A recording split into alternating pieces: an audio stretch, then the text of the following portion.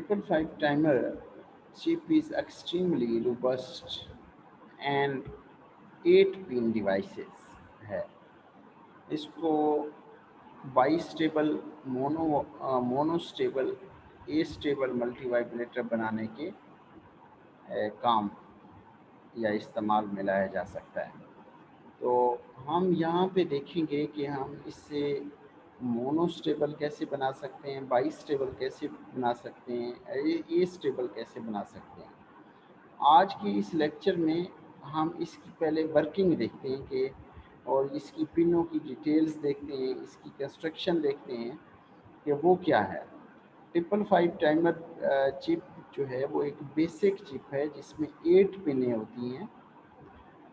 Dual in line package DIP device है consisting of some 25 transistor.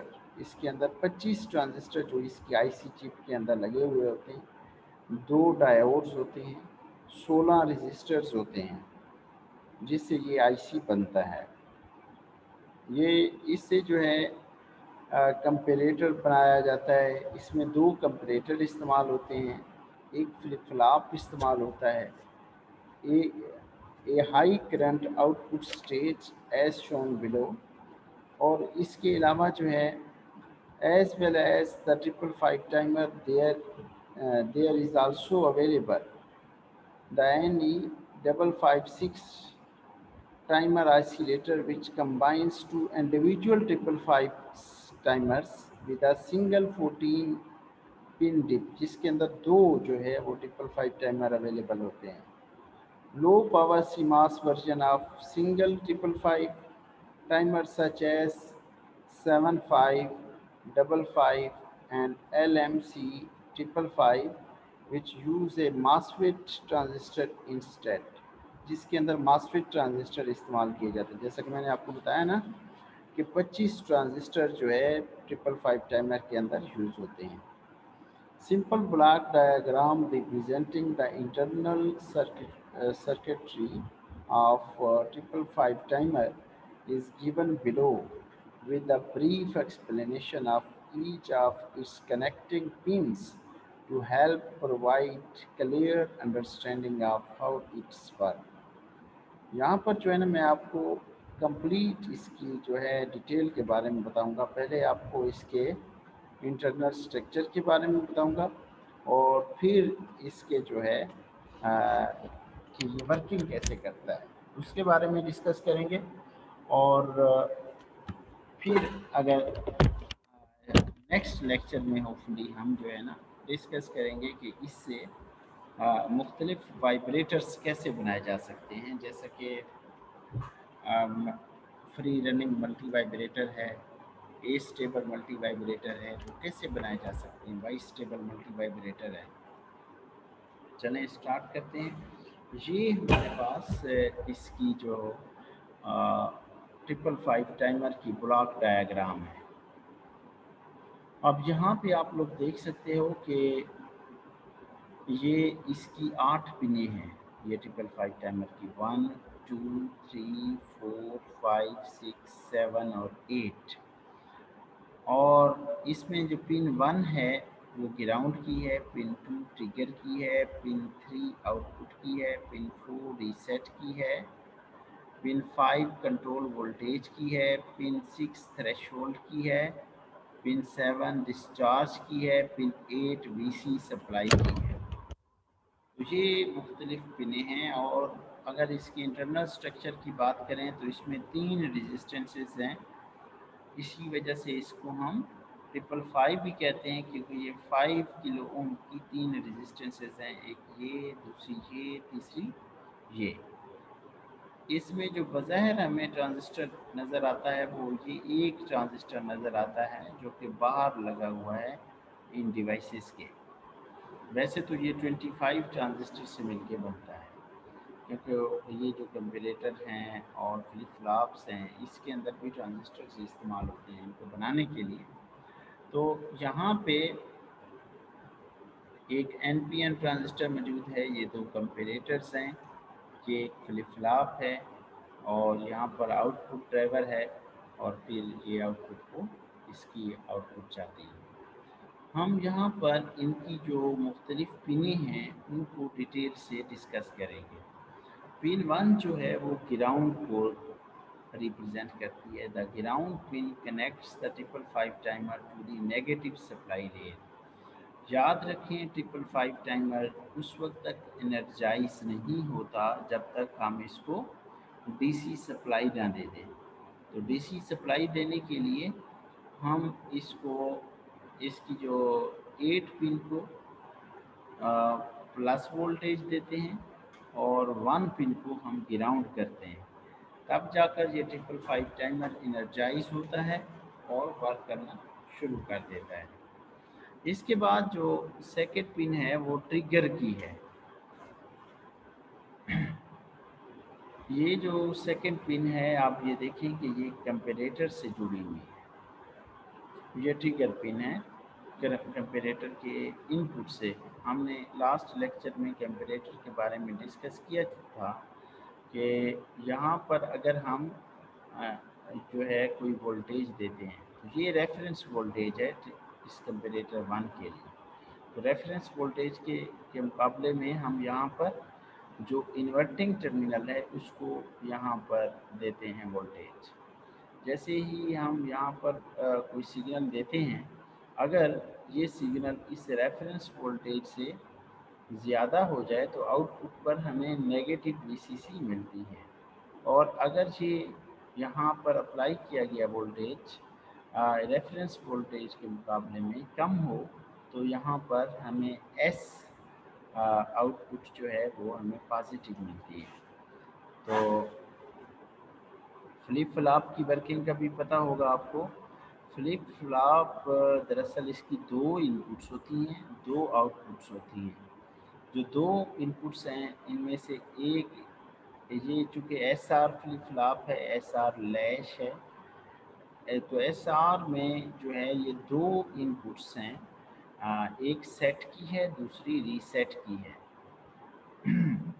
Reset का मतलब ये है कि आउटपुट पर क्यू आउटपुट 0 हो जाना, और सेट का मतलब ये है कि क्यू आउटपुट 1 हो जाना। क्योंकि जब हम ये कहते हैं ना कि फ्लिप फ्लॉप सेट हो गया है तो उसका मतलब ये है कि क्यू आउटपुट 1 है, और जब रीसेट हो गया है तो इसका मतलब ये है कि क्यू आउटपुट 0 है। तो ट्रिगर के ज़रिए ऐसा होता है कि अगर यहाँ पर सेट को पर 1 मिल जाए और रीसेट पर 0 हो जाए तो आउटपुट रीसेट हो जाती है और सॉरी सेट हो जाती है। Trigger the negative input to the comparator number 1.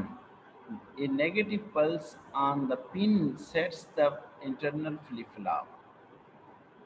A negative pulse on this pin, यानी यहाँ पर अगर नेगेटिव पल्स दी जाए तो नेगेटिव पल्स जो है वो क्या करेगी, यहाँ पर फ्लिप फ्लॉप को सेट कर देगी, क्योंकि आउटपुट पर हमें प्लस वीसीसी मिलेगी, क्योंकि जब यहाँ पर रेफरेंस वोल्टेज के मुकाबले में कम वोल्टेज मिलेगी तो आउटपुट पर हमें प्लस वीसीसी मिलेगी, यानी 1 मिलेगा। यहाँ पर फ्लिप फ्लॉप की आउट इनपुट 1 होगी, जो कि जब यानी सेट को जब 1 इनपुट मिलेगी फ्लिप फ्लॉप को तो ये फ्लिप फ्लॉप सेट हो जाएगा।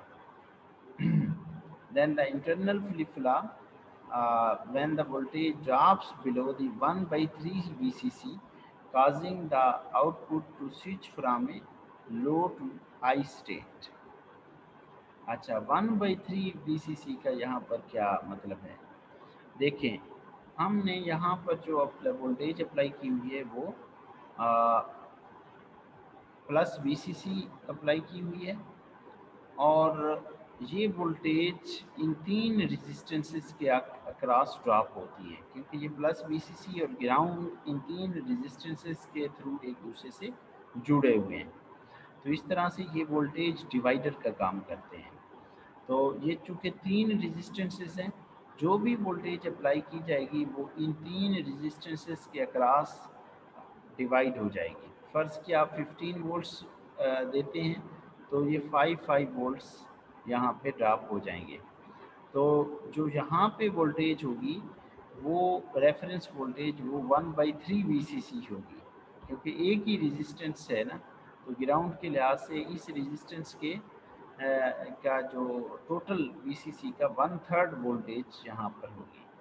जबकि बाकी जो दो टर्मिनल्स हैं अब यहाँ से हमने ली हुई है, अब ग्राउंड के लिहाज से यहाँ पर VCC/3 है वोल्टेज ड्रॉप, यहाँ पे भी VCC/3 है, तो इन दोनों को हम ऐड करेंगे तो यहाँ पर 2/3 VCC वोल्टेज होगी इस कंपेरेटर के नेगेटिव टर्मिनल को। तो ये रेफरेंस वोल्टेज होगी। यहाँ पर रेफरेंस वोल्टेज इस कंपेरेटर को 2/3 VCC मिल रही है, और इस कंपेरेटर के जो नॉन इन्वर्टिंग टर्मिनल को +1/3 VCC मिल रही है।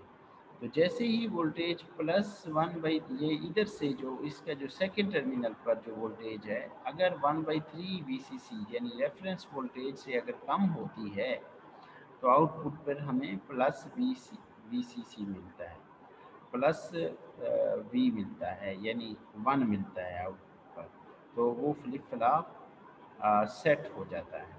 The internal this pin sets the internal flip-flop when the voltage drops below the 1/3 VCC।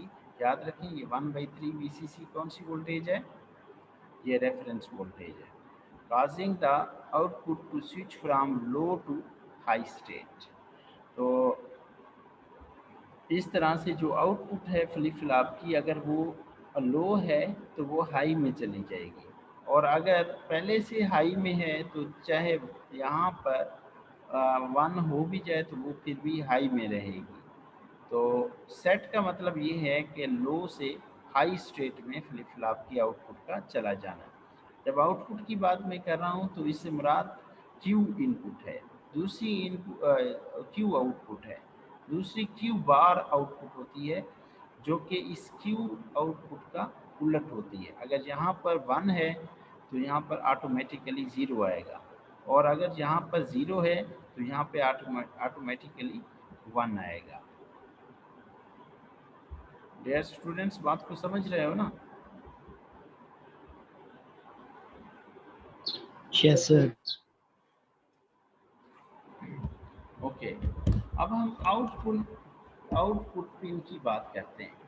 Output हम जहाँ पर ये देखो कि ये जो क्यू बार है, फ्लिप फ्लॉप के क्यू बार से हम आउटपुट ड्राइवर को भेजते हैं, और आउटपुट ड्राइवर जहाँ पर हमें आउटपुट को भेजता है, तो इस तरह से आउटपुट पर हमें 1 या 0 की फॉर्म में हमें आउटपुट पर सिग्नल हासिल होता है। तो इस सिग्नल को हम आउटपुट सिग्नल कहते हैं।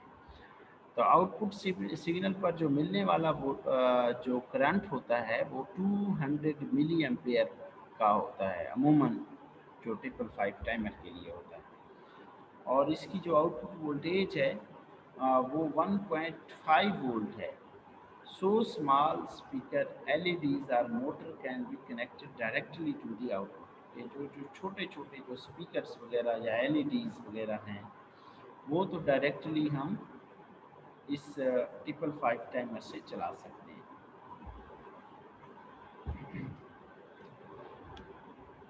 Next pin is the reset pin. Pin 4 is the reset. This pin is used to reset the internal flip-flop, controlling the state of output pin 3. This is an active low input and is generally connected to the logic 1 level when not used to prevent any unwanted resetting of the output।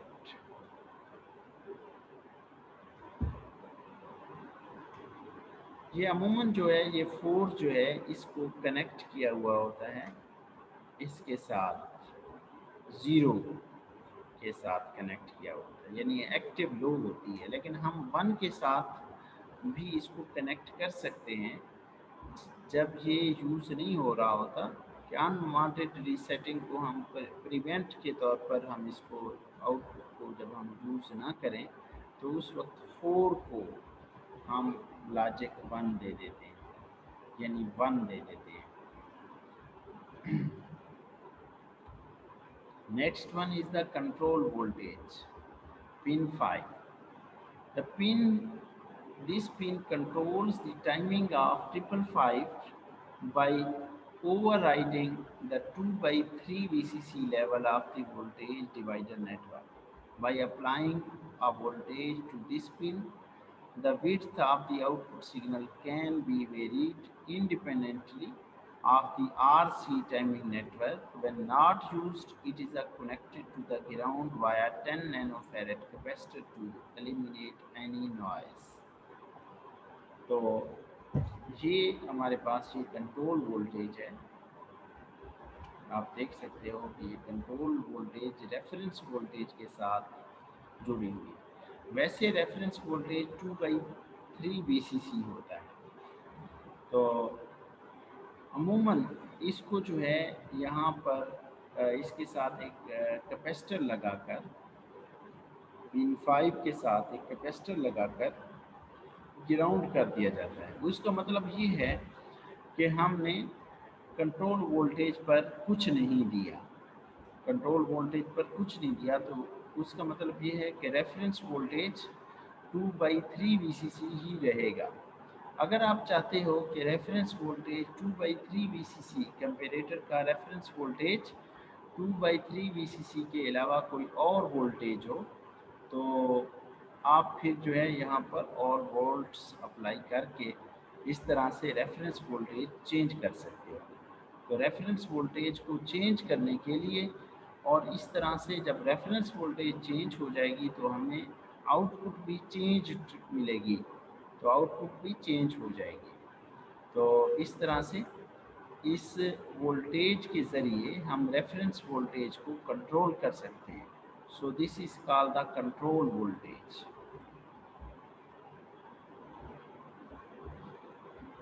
Pin 5 is the control voltage. Pin 6, threshold. The positive input to the comparator number 2. This pin is used to reset the flip-flop when the voltage applied exceeds the 2/3 VCC, causing the output to switch from the high to low state. And this pin connects directly to the RC timing circuits. ये हम आगे जाके देखेंगे कि किस तरह से ये RC टाइमिंग सर्किट के साथ इसको कनेक्ट किया जाता है। तो आप देख सकते हो कि यहाँ पर जो थ्रेशोल्ड है, जो 6 टर्मिनल है, ये कंपेरेटर के नॉन इन्वर्टिंग टर्मिनल से जुड़ा हुआ है। यहाँ पर वोल्टेज कितनी होगी, रेफरेंस वोल्टेज यहाँ पर कितनी मिल रही है, किसी को पता है? मैंने अभी बताया आप लोगों को 2/3 सर। हाँ, 2/3 VCC। गुड। तो अगर रेफरेंस वोल्टेज से यहाँ पर जो थ्रेशोल्ड वोल्टेज है कम हो जाए तो फिर आउटपुट हमें क्या मिलेगी?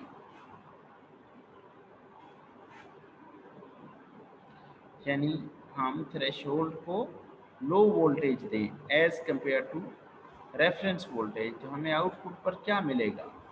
कंपेरेटर को जो मैंने आप लोगों को पढ़ाया था उसी के ज़हन में रखते हुए बताएं।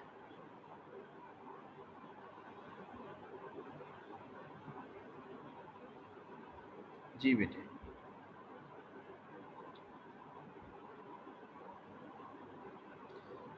देखो, ये हमारे पास है नॉन इन्वर्टिंग टर्मिनल और ये इन्वर्टिंग टर्मिनल। इन्वर्टिंग टर्मिनल को हमने क्या किया हुआ है? रेफरेंस वोल्टेज दिया हुआ। अगर इसकी नॉन इन्वर्टिंग टर्मिनल की इनपुट वोल्टेज इसके मुकाबले में बढ़ जाती है तो आउटपुट पर हमें प्लस VCC मिलेगा, और अगर यहाँ पर जो थ्रेशोल्ड वोल्टेज है वो कम होती है एज़ कंपेयर टू इस इन्वर्टिंग टर्मिनल के, तो फिर आउटपुट पर हमें 0 मिलेगा। ठीक है। अगर थ्रेशोल्ड वोल्टेज ज़्यादा है तो आउटपुट पर 1 मिलेगा। जब 1 मिलेगा तो फ्लिप फ्लॉप रीसेट हो जाएगा। फ्लिप फ्लॉप रीसेट होने का क्या मकसद है कि फ्लिप फ्लॉप का जो क्यू आउटपुट है वो 0 हो जाएगी और क्यू बार आउटपुट उस वक्त 1 हो जाएगी। तो रीसेट होने का मकसद ये है कि इसकी क्यू आउटपुट जो है वो 0 हो जाएगी। समझ आ गई ना बात की?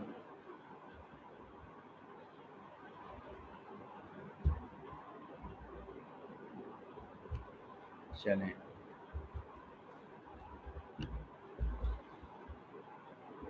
यहाँ तक तो थ्रेशोल्ड की बात आ गई। अब हम डिस्चार्ज पिन की बात करते हैं। Discharge pin, the discharge pin is connected directly to the collector of an internal NPN transistor, which is used to discharge the timing capacitor to ground when output at the pin 3 switches low.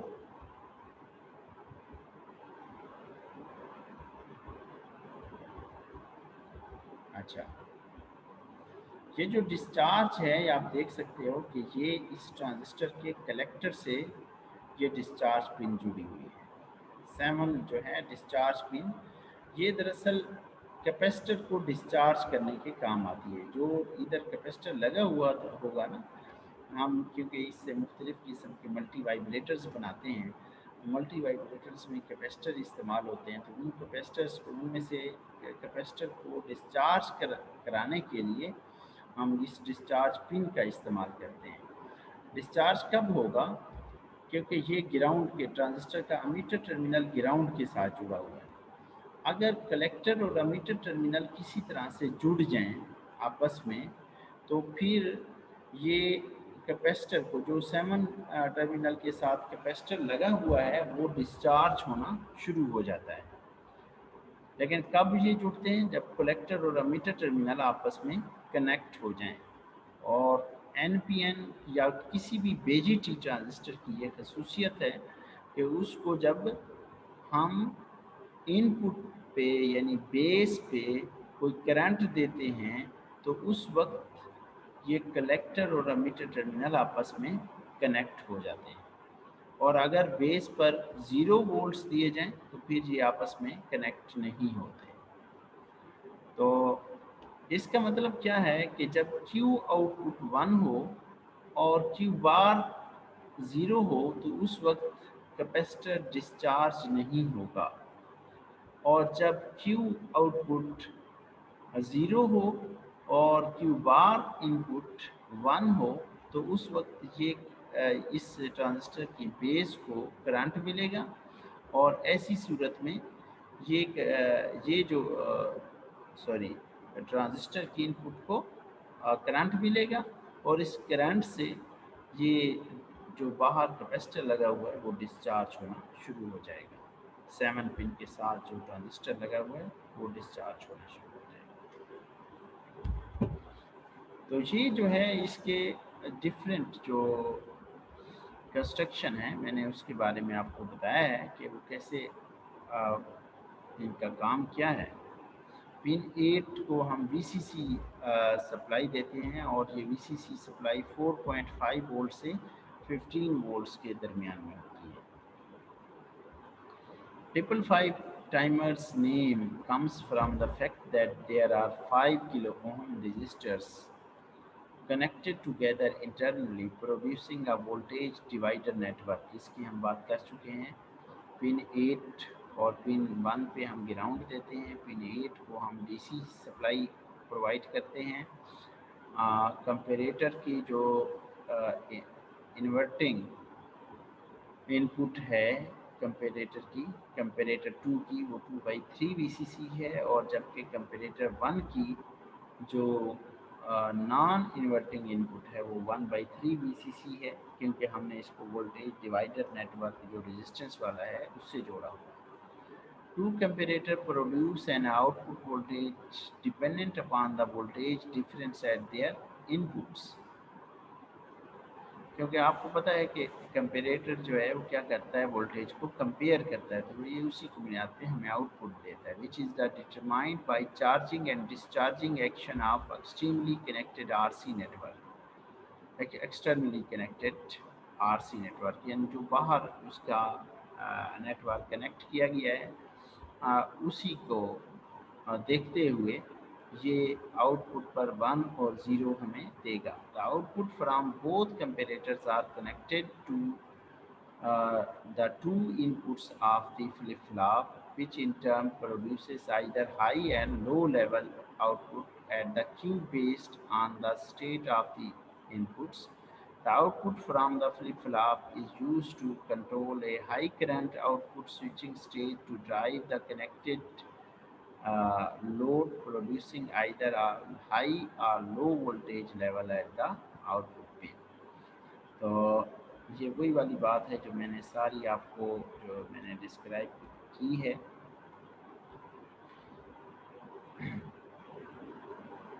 The most common use of the 555 timer oscillator is a simple astable oscillator by connecting two resistors, a capacitor across its terminal to generate the fixed pulse train with a time period determined by the time constant of RC network। ये हम उस वक्त देखेंगे क्योंकि हमें ए stable multi vibrator बनाने के लिए हमें 555 टाइमर के साथ एक एक्सटर्नल सर्किट लगाना पड़ेगा। जैसा कि यहाँ पे उसने बताया है कि 2 रजिस्टर्स, एक कैपेसिटर की ज़रूरत पड़ती है इसकी। But the 555 timer oscillator chip can also be connected in a variety of the different ways to produce the monostable, bistable multivibrators as well as more common astable multivibrators। यानी तीनों किस्म के मल्टीवाइब्रेटर्स हम इससे बना सकते हैं। नेक्स्ट जो है हमारे पास ये ए स्टेबल मल्टीवाइब्रेटर आ जाता है, तो इसको हम नेक्स्ट क्लास में डिस्कस करेंगे इंशाल्लाह। what is this, what is its construction and what is the working of the stable multivibrator, we will discuss in next class। ठीक है बेटे।